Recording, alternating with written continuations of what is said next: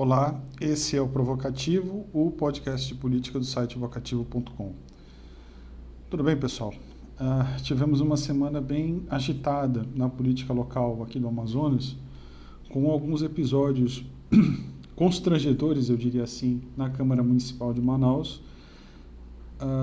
desdobramentos importantes envolvendo o governador Wilson Lima, que foi denunciado pelo Ministério Público Federal, e a instalação da CPI da pandemia no Senado, que terá como presidente o senador Omar Aziz, que é ex-governador do Amazonas e senador pelo Estado. Começando pelos episódios que geraram uma certa polêmica aqui na cidade, envolvendo dois vereadores da Câmara Municipal de Manaus, o William Alemão, do Cidadania, e a Glória Carratti, do PL. O primeiro, ele viralizou, principalmente no Instagram, fazendo aquela dancinha que, me desculpe, mas eu perdi agora o nome do autor, do cantor de brega que tem essa música. Todo mundo está fazendo, dançando de 3 em 3. Ele viralizou ele fez uma versão no gabinete, né, e gerou uma certa polêmica, inclusive passou a ser investigado por suposta quebra de decoro parlamentar.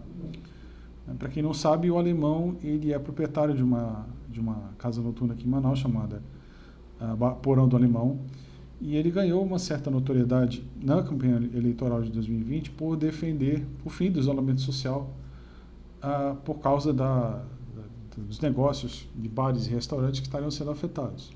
Basicamente, ele ganhou muita notoriedade com isso e acabou se elegendo. Isso aí não tem absolutamente nenhum tipo de relevância política no cenário local nos últimos anos. Nunca teve, na verdade. Enfim. E a Glória Carratti, que é outra vereadora que ganhou as manchetes porque ficou fazendo comentários sobre Big Brother Brasil na Câmara Municipal de Manaus, um episódio, parece que 2 caras se beijaram sem roupa na frente das câmeras. Ela se defendeu dizendo que não era homofobia, era que apenas por conta da nudez dos caras. Isso mostra muito bem que nós temos políticos locais completamente desconectados da realidade. Mostra que a gente tem pessoas que não sabem o que tem de relevante na sociedade para trabalhar em cima disso. Por exemplo, desde janeiro, desde fevereiro, quando voltaram os trabalhos na Câmara, a CPI, que poderia investigar, por exemplo, corte de energia na cidade, não avançou. Você não tem projetos de relevância, você não tem fiscalização em cima, por exemplo, da vacinação na cidade, que foi alvo de favorecimento no começo pela Prefeitura de Manaus. Você não tem absolutamente nenhuma ação efetiva dentro da Câmara. Reforça a ideia de que a gente precisa criar uma educação política e eleger representantes melhores, infelizmente. Eu acho muito menos ofensivo e grave essa dancinha do Alemão, embora eu não sei se isso se encaixe necessariamente em quebra de decoro, talvez até se encaixe, do que ele ficar propagando o fim do isolamento social em detrimento de bares. Isso, para mim, é muito mais grave, muito mais sério e mostra muito bem o nível dos nossos parlamentares. Enfim. Bom, agora a gente vai falar um pouco sobre os novos desdobramentos envolvendo o governador Wilson Lima essa semana. Como a gente adiantou semana passada, lembra quando eu falei que, por mais que o governador posasse com o Bolsonaro, o ministro da Saúde e outros integrantes do governo federal, ele não estaria salvo? Não deu outra. Na segunda-feira, a vice-procuradora-geral da República, Lindora Araújo, denunciou o governador Wilson Lima e mais alguns integrantes do governo, a notícia está no site, por irregularidades na condução da pandemia. Todo mundo sabe que o Wilson Lima é alvo de investigação por suposta compra superfaturada de respiradores. Ele foi alvo, inclusive, da Operação Sangria em abril do ano passado e responde por isso até hoje. E a situação tende a se complicar ainda mais porque a minha colega e amiga Rosane Carvalho, do UOL, deu um furo essa semana que conseguiu em uma reportagem para o UOL, ela conseguiu estabelecer que foi o Wilson Lima que indicou o empresário da loja de vinhos que comprou esses respiradores, o que tende a complicar ainda mais a situação dele nas próximas semanas. Até porque ele provavelmente vai ser convocado juntamente com o Davi Almeida, talvez até o Arthur, eu não sei como é que vai ficar esse caminhamento, pela CPI da pandemia no Senado. Já que a gente sabe que o Amazonas passou por duas ondas muito severas e tem hoje a taxa de mortalidade por 1 milhão de habitantes do país. Então isso vai recair certamente sobre o Wilson Lima, bem como o colapso no fornecimento de oxigênio em janeiro. Resta saber, o tempo vai dizer agora, até que ponto ele vai seguir fiel ao Bolsonaro. Porque eu sempre disse que esse episódio de janeiro, aqui no Amazonas, ele tem uma série de elementos que podem gerar consequências práticas para muita gente. Não sei se provavelmente o Bolsonaro não vai ser atingido diretamente por conta disso. Mas, por exemplo, a questão do colapso do oxigênio, se ficar comprovado que o Ministério da Saúde foi avisado e não agiu deliberadamente, isso vai cair na conta do Pazuello, né? Pazuello, que por sinal foi flagrado essa semana sem máscara aqui em Manaus, em um shopping. Nós publicamos a foto no Twitter e acabou viralizando também. Enfim, o fato é que essa denúncia por parte do Ministério Público Federal, eu não sei se isso vai gerar alguma reação do Wilson Lima e perceber que se ele espera ser poupado por ser aliado do Bolsonaro, ele vai quebrar a cara. Já está mais do que comprovado que a primeira figura que vai ser usada no discurso político dos governistas na CPI vai ser ele. Porque ele foi pego em uma operação da Polícia Federal com irregularidades diretamente na pandemia, envolvendo insumos para o combate ao coronavírus, no caso dos respiradores. Ele vai ser o primeiro boi de piranha, o primeiro exemplo que vai ser usado pelos governistas como governador que, ao invés de lutar contra a pandemia, estava desviando dinheiro público. Então, provavelmente a situação dele vai se complicar bastante a nível nacional. Eu não sei até que ponto a blindagem que ele conseguiu colocar contra si na Assembleia Legislativa do Estado, ela vai ser suficiente para segurar o que vai vir de Brasília. Eu tendo a acreditar que não. Já existe um movimento desde a eleição do Roberto Cidade, no final de 2020, para a presidência da Assembleia, que já sinalizava uma ruptura de uma parte da base que ele tinha na Assembleia. Então, a minha perspectiva é: o que virá de Brasília vai ser pesado e a oposição deve aproveitar para fazer mais estrago ao Wilson Lima aqui em Manaus. Eu não sei até que ponto ele pode resistir. Reeleição para ele, eu acredito sinceramente que é zero a chance. É zero. A última pesquisa de opinião, em dezembro, do Ibope, ele tinha 11% de aprovação. Com isso, ele não chega nem no segundo turno. Com isso, ele não chega. Nem que ele colhe no Bolsonaro e vire melhor amigo, o que provavelmente não vai acontecer, como a gente está vendo, que ele não tem proteção alguma por parte do governo. Então, o que eu encontro, o que eu vejo de perspectiva é: quando chegar a hora desse depoimento em Brasília, que ele fatalmente vai ser convocado e ele vai ser amassado pelos senadores, principalmente de oposição, as consequências dele, sobre ele a partir disso vão ser devastadoras. Eu não vejo como ele pode sustentar depois disso. Mas, com política, a gente sabe que as coisas mudam muito rápido, não dá para ter 100% de certeza. Aliás, essa Lindora Araújo, essa subprocuradora, ela já, eu disse vice, desculpa, é subprocuradora, tá? Ela tem se colocado em rota de choque com os governadores. Então, provavelmente ela vai gerar muitos problemas por aí para outros no futuro breve, né? E agora vamos tratar sobre o último assunto, que é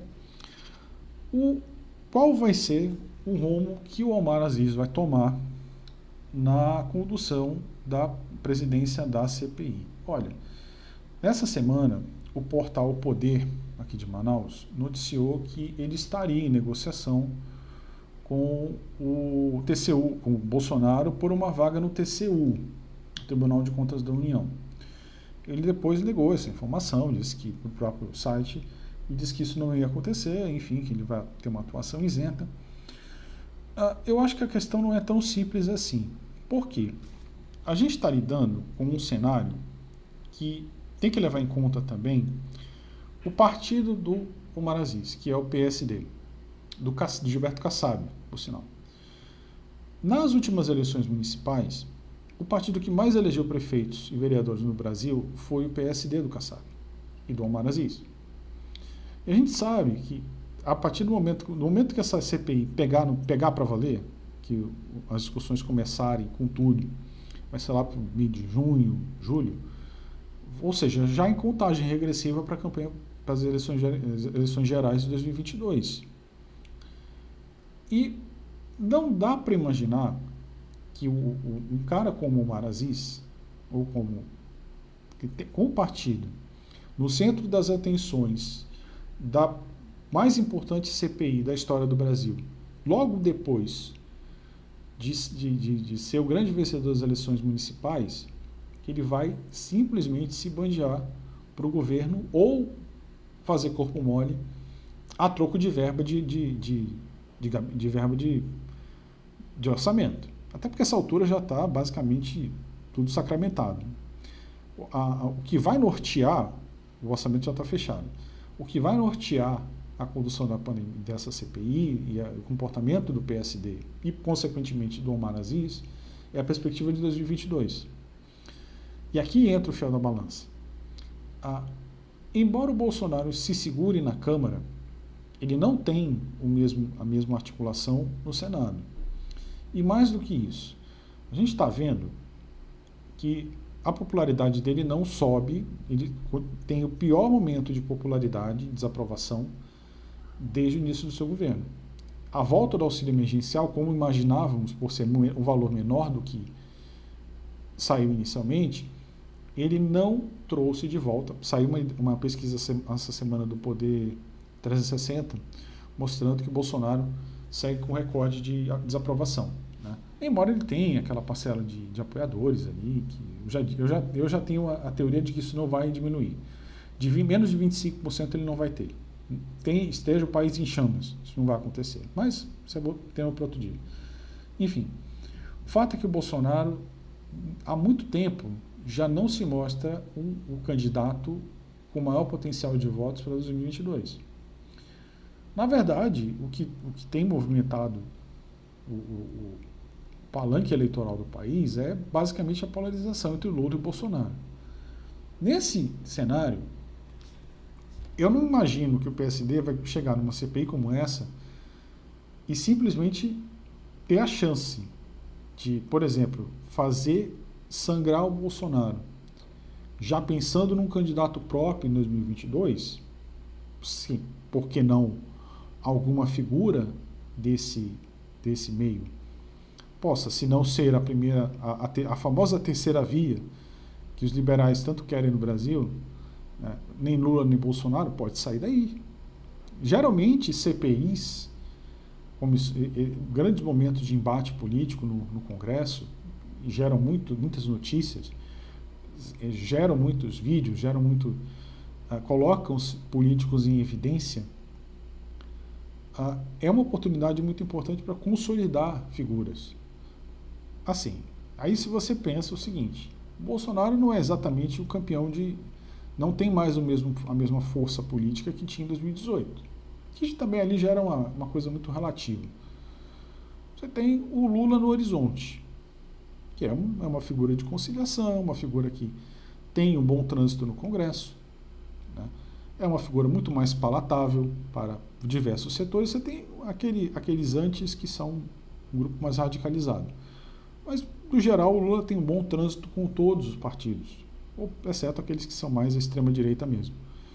Então, eu entendo o seguinte, que a condução da CPI, ela vai ser no sentido de dar tempo. Ela vai apurar os focos mais escandalosos da condução do governo federal e vai ver como ele se comporta. Vai ver também como se comporta o cenário político geral. A minha perspectiva é a seguinte: a tendência é que a economia piore, porque a vacinação vai atrasar. Isso é um fato, já está consolidado, porque não tem vacina. O governo não fechou a compra quando deveria e agora não tem vacina. Ou seja, a pandemia vai continuar agravada. Pior, tem outra coisa. Com o agravamento da pandemia na Índia, a produção e a distribuição de insumos para vacinas tende a ser um problema sério. Não só para o Brasil, mas para o resto do mundo inteiro. Então, a tendência é que a pandemia no Brasil, principalmente, continue agravada por pelo menos até o final desse ano. Claro, você vai ter, por exemplo, as vacinas chegando do segundo semestre, da Pfizer, da Janssen, você vai ter a da Mais, da AstraZeneca, a Coronavac, enfim. Você vai ter um número maior de vacinação, mas ainda é um valor que não vai permitir que você retome a economia, como, por exemplo, estão fazendo Israel e Estados Unidos. Já planejam, inclusive, liberar geral. Então, isso não vai acontecer no Brasil esse ano. Então, uma tendência de depressão econômica severa. E isso vai recair uma hora ou outra no próprio Bolsonaro. Até porque, o que vai acontecer agora? A partir do momento em que você tem uma CPI que pode investigar quadros de desvio de verba de governador, que, enfim, pode desvio de verba federal, a desculpa de que não está sendo investigado, que não está sendo... vai acabar. Mas essa desculpa também vai acabar. Então, provavelmente nós teremos ainda outras ondas no país, porque você tem uma vacinação lenta, você tem novas variantes surgindo, e elas vão surgir. Nada impede, e eu espero estar muito errado, que alguma variante dessas escape das vacinas, porque a gente está fazendo pressão seletiva para isso. Então, qual é a perspectiva do cenário econômico do Brasil nesse ano? Péssimo, terrível. E em dado momento, os governadores, essa desculpa dos governadores vai acabar. E ela não cola para todo mundo. Ela cola só para os bolsonaristas mais radicais, para o resto não cola. Né? Por mais que você tenha... E até porque também essa CPI vai escancarar, para valer, a recusa da compra de vacinas e como o governo atuou contra o controle da doença. Então, isso fatalmente vai expor ainda mais os problemas da condução da pandemia pelo governo. Então, diante de todo esse cenário, que deve ser de depressão econômica, de agravamento da pandemia, outras circunstâncias iguais a que a gente teve em Manaus em janeiro desse ano podem acontecer em outros locais, inclusive na própria Manaus. Então, a tendência é que o quê? Que a tranquilidade que o governo esperaria ter com o avanço da vacinação, isso não vai acontecer. Então, a gente vai ter um cenário complicado no segundo semestre. Aí você tem a provável, em dado momento, o auxílio, esse auxílio que já é mínimo, vai acabar. E em dado momento você não vai ter nem isso. Ou seja, a tendência do governo Bolsonaro no segundo semestre é a pior possível. E você tem, dentro desse meio, um partido que tem força, palanque político nas cidades, que tem força, que tem uma CPI que vai expor esses problemas todos em rede nacional 24 horas por dia. É muito poder na mão de um partido. Eu não acredito que ele vá se vender por quem não tem condição, porque não, pelo lado mais fraco dessa história, que é o próprio governo federal. Então, a minha perspectiva é a seguinte: o Centrão, na figura do PSD, vai caminhar no sentido de tentar achar um candidato que seja a terceira via, que seja aquele candidato que se sobressaia, que possa fazer frente ao Lula e ao Bolsonaro. Se isso não acontecer, isso não surgir, até do começo do ano que vem, até próximo da eleição, eles vão para o lado que sentirem que possa ter mais perspectiva de vitória no final do ano. Tanto que o Kassab, essa semana, recentemente, não sei se foi essa semana, mas recentemente ele deu uma entrevista já dizendo que não esperava uma terceira força, que ele acredita que a eleição vai ficar entre o Lula e o Bolsonaro. Aí eu te pergunto o seguinte, você tem um cara conciliador como o Lula, que não vê nenhum problema, e já inclusive já está negociando com partidos do centro, que não vê nenhum problema em se aliar com eles se for eleito para fazer campanha. Você tem uma figura do Bolsonaro completamente enfraquecida, resiliente, mas enfraquecida. Para onde você acha que um cara pragmático como o Kassab vai pender? Eu acho complicado. Né? Então, eu não acredito que o cara... Entra também nessa história o próprio interesse político do Omar Aziz, ano que vem. Ele afirmou para o Portal Poder que ele quer ser reeleito senador. Uma boa atuação na pandemia garante, na CPI, garante isso para ele. Até porque ele tem bastante força aqui ainda. Mesmo o episódio envolvendo o Zé Melo não colou nele. O Zé Melo, o ex-governador da Amazonas, que foi preso. A Maus Caminhos não colou nele. Não é uma coisa que tenha arranhado a imagem dele diante do eleitor. Ou seja, ele já tem muita força. Talvez ele possa até pensar em voltar para o governo, não sei. Ou ser reeleito, ou vai saber uma vice-presidência, aspirar uma vice-presidência, por exemplo, não sei. Dependendo do quanto ele sairá forte, quanto ele ganhará de destaque nessa CPI, eu não sei. Ele veja, o Omar às vezes é um cara que tem força aqui no Norte, tem uma pegada, uma experiência na questão da segurança pública, ele tem um apelo da segurança pública, ele já ele fez as campanhas dele em cima disso, que traz muito interesse para uma parte do eleitorado. Enfim, é um cara que tem uma experiência em Brasília. Vai que, né, ele se sai tão bem que ele começa a sair maior do que ele entrou. E pode ter interesse em voos ainda maiores do que um cargo no TCU. Eu não descarto. Né? Ou, se não a vice-presidência para ele, poderia ser a vice-presidência para o PSD. É uma possibilidade também. Então, eu não acredito, isso não está escrito na pedra, mas eu não acredito que o Omar vai simplesmente ceder ao Bolsonaro por um cargo, verbo ou coisa parecida. Eu não enxergo dessa forma, mas eu posso estar enganado, enfim. Então é isso, pessoal. Tenham todos uma boa semana, continuem acessando o Vocativo e a gente volta na semana que vem. Forte abraço.